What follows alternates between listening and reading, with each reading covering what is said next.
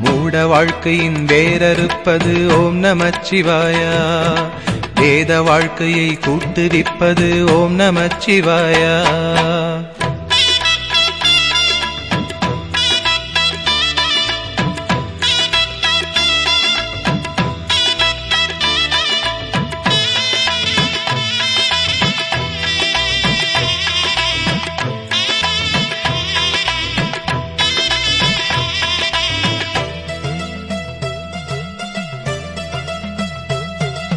காலனை காலெத்தியே விடும் ஓம் நமச்சிவாயா. காமனை கண்ணழலிலே சுடும் ஓம் நமச்சிவாயா.